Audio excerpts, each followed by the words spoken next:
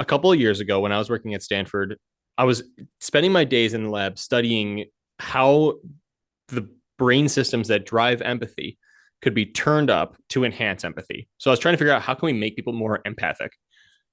Then I would come home and I would post videos online and I would experience people harassing the hell out of each other, harassing the hell out of me, being extremely unempathic online.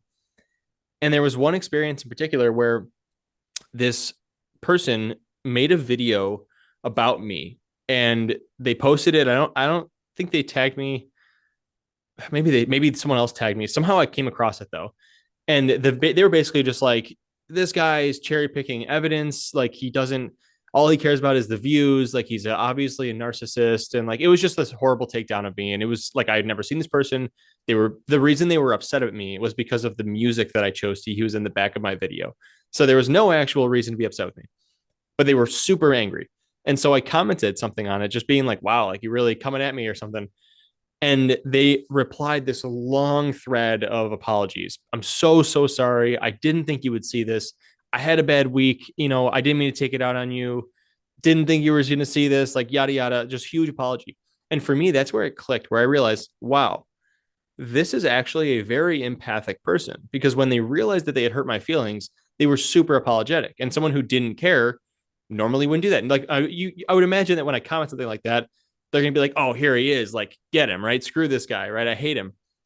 But what it really was that for some reason, the context of being online and being able to just harass me without having to do it face to face had enabled this person who was pretty empathic to not be empathic at all. And that's where it clicked for me, where I was thinking about the brain systems that drive empathy. And I was thinking, okay, what revs these systems up? What tells the brain it's time to experience empathy? Well, it's social cues, it's facial expressions, it's tone of voice, it's body language, it's, you know, social touch, all these things where we are expressing ourselves to others. In social media environments, there is none of that, right? We are not witnessing the social cues of someone really at all, but especially when we are leaving a comment. Like if I make a video about you, Jake, if I made a video, oh my gosh, I hate Jake, he's such a narcissist, right? Like I could say all these things and just post it on the internet without having to ever see how you react to it. And in the absence of that information, those social cues for my brain never experiences empathy. It's like, does a tree fall in the woods make a sound? Well, if I the analogy I use in the book is if I place a tack in a classroom. Let's say you placed a tack as a child in a classroom to prank a friend. And then time passes, your friend did not step on the tack. A year later, a child in this classroom steps on the tack. They start crying. They go to the nurse's office. They're bleeding. They feel horrible. You are responsible for that. You put the tack there. But do you experience any empathy? You're off in your life somewhere else. You have no idea this just happened. Obviously, you don't feel empathy. The tree that falls does not make a sound if there's no one to hear it, right? So this is what happens on social media. We place tags, we leave mean comments, we make videos saying this person's a narcissist, right? And then when the person steps on the tag by themselves in their home with their phone, the perpetrator, the person who was harassing them, does not witness it and does not experience any empathy. And so I think this is probably, in my opinion, why there's such hostility online and why there's such division. And like the rates of harassment are massive. Like over 50% of Americans have been harassed online. Like in teens, it's over 50% have been harassed in just the last year. And it's a serious problem. And I wanted to publish this. So I actually published that theory. I call it the virtual disengagement hypothesis, referring to the idea that online in virtual environments, these empathy areas disengage. And I published it for academics because I basically was like, look, something like 62% of the world uses social media, and the average person spends 151 minutes online a day, 2.5 hours a day. So if you math that out, that means that across the planet, we are spending about 10% of our collective time using social media, all of the people on Earth. It's unbelievable. And yet, every day, there are billions of these horrible interactions where people are thoughtless and careless and harassing each other. And there are no neuroscience studies on this. Nobody is studying this. So I published this hypothesis and I said, basically, this is what I think is happening. Listen up, neuroscientists, let's study this. We need to start paying attention because it's comprising a significant portion of the world's time, and we don't know anything about what happens in these interactions. So I'm actually starting to plan, get those wheels turning myself, or I'm hoping to run those studies myself in the next year or so. So hopefully we'll have more answers soon. I mean, first off, obviously the solution is to socialize, right? To connect with others. And so there's a billion ways you could do that. But what I advise in the book is to basically try to identify what your brain needs, right? So if you think back to my cafeteria, my elementary school cafeteria, some of the students were discovering that they really enjoyed socializing all the time and in large energetic groups. Others found that they preferred more solitude and that they would like to sit quietly with others and maybe read a book instead of socializing.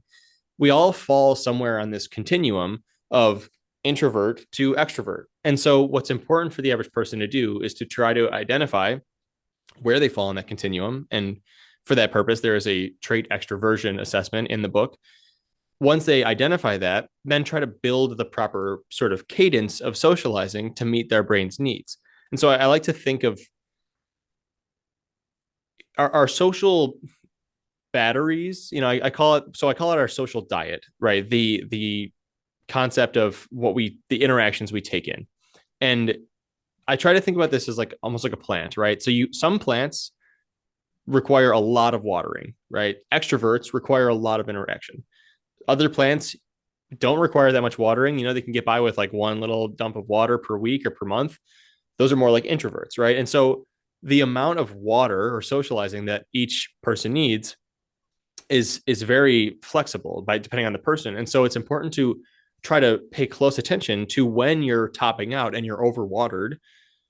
The thing about that is most people are very good at that automatically, right? We can pretty much like get a sense of, okay, I've been at this party for a bit too long. Like I really just want to go home and relax. Or this 3-day vacation with my friends is way too much. Next time I'm doing a day and a half, right? Like we can really clearly detect that when we've hit our maximum, but we're not quite as good at detecting when we hit our bottom.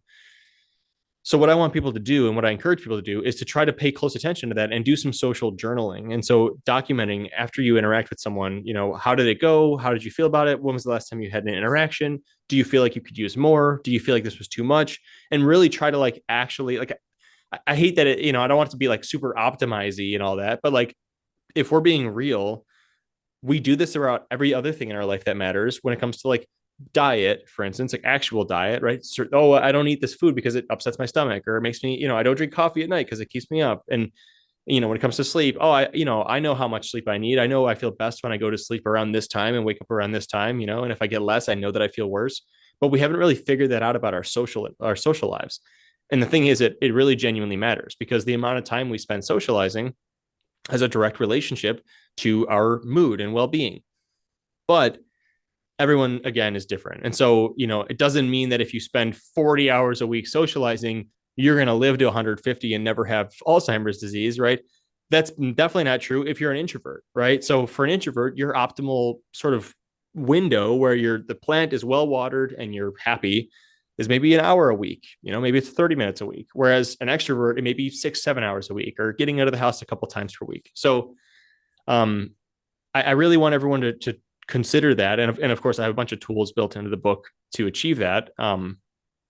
And in addition, a very easy way to start supplementing your interactions and spending more time socializing is taking back control of the interactions in our life that have been automated. And there's so many of them, right? Like you think about, you go to the bank to make a deposit. Well, you used to walk into the bank and talk to a teller, a human teller. Now you go to the automated teller machine, ATM. You used to order groceries I'm sorry, don't say that. You used to go to the grocery store and interact with your community and talk to the cashier. Now you just order groceries on Instacart. There's so many examples of where we have automated, I don't know, tasks and errands and all sorts of things that used to incorporate social interactions. And so we don't really detect that things have changed dramatically because this all also happened during COVID where, so many things were suddenly automated, like Instacart, that's a COVID product. But I think that we've gotten so used to these things that we no longer miss all those micro interactions that we used to experience. And so you should try to supplement those as much as you can and even even tiny little things like you're walking by someone on the street or on the sidewalk and you say, "Hey, good morning," something like that, like you actually will notice that after that tiny moment of interacting with someone, assuming that they smile and say, "Hey, good morning," you will actually feel better. Your mood will immediately feel better. And that's because we have brain systems that make us feel good when we connect with others. We have social reward systems built into our brains. And so, you know, if you can see this as an opportunity to enrich your brain and to support the health of your brain and body, it becomes a lot easier when Friday night rolls around and you've been invited to a dinner and you don't feel like going. It feels a lot easier. It becomes a lot easier to convince yourself to actually go instead of thinking, I'm just going to sit on the couch tonight, because you realize this isn't something I'm just doing for fun. This is actually something I'm doing for my health, like sleeping and eating a cautious diet and exercising and all the things that we do for ourselves. So I really hope that we can sort of shift our perception as a species about the importance of social connection.